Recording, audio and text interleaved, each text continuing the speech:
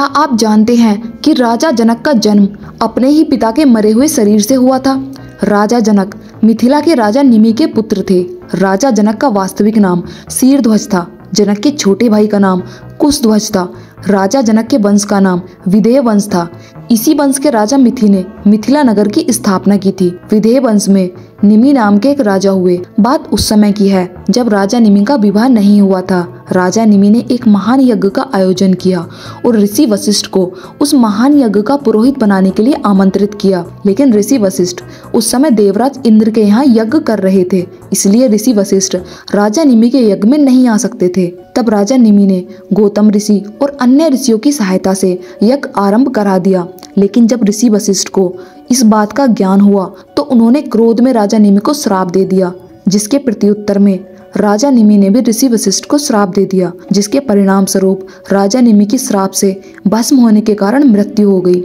यज्ञ में आए ऋषियों ने एक विशेष विधि के द्वारा यज्ञ समाप्ति तक राजा निमि का शरीर सुरक्षित रखा। राजा निमि के कोई संतान नहीं थी, इसलिए ऋषियों ने अरणी यानी यज्ञ में उपयोग होने वाली एक लकड़ी से राजा निमि के शरीर का मंथन करना शुरू कर दिया, जिससे राजा निमि के शरीर से एक पुत्र का जन्म हुआ। शरीर मंथन से उत्पन्न होने के कारण जनक को मिथि भी कहा जाता था। मृत देह से उत्पन्न होने के कारण यही पुत्र जनक विदेह या वेदेही यानी बिना शरीर के उत्पन्न मनुष्य कहा गया। राजा जनक के पूर्वजों में एक राजा थे, राजा देवव्रत। भगवान शिव का धनुष राजा देवव्रत की धरोहर स्वरूप ही राजा जनक के पास सुरक्षित रखा था। प्रजापति दक्ष के यज्ञ के विनाश के समय भगवान शिव ने क्रोध में सभी देवताओं का सर्वनाश करने के लिए अपना धनुष उठा लिया था।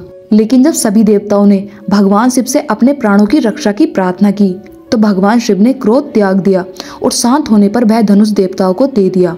देवताओं ने ही वह धनुष राजा जनक के पूर्वज देवव्रत को दिया था।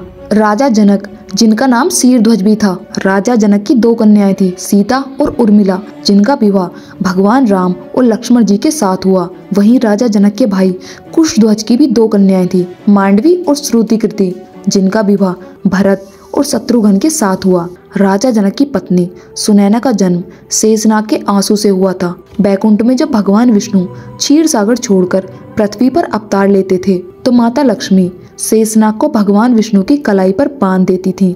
एक बार माता लक्ष्मी ने भगवान विष्णु के हाथ पर शेषनाग को थोड़ा कसकर बांध दिया, जिससे शेषनाग को बहुत पीड़ा होने लगी और उस पीड़ा के कारण उनके नेत्रों से दो आंसू निकल गए, जिससे पहले आंसू से सुनैना का जन्म हुआ और उनका विवाह राजा जनक के साथ हुआ और दूसरे आंसू से सुलोचना का जन्म हुआ और उसका विवाह देवराज इंद्र के पुत्र जयंत के साथ सुनिश्चित हुआ।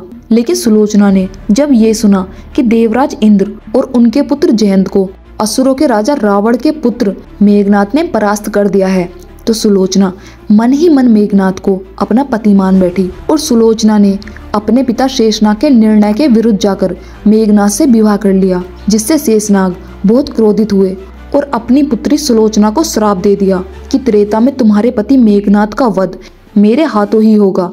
इसी श्राप के फलस्वरूप लक्ष्मण रूपी शेषनाग ने मेघनाद का वध किया था। इस प्रकार राजा जनक और उनकी पत्नी सुनैना का जन्म हुआ।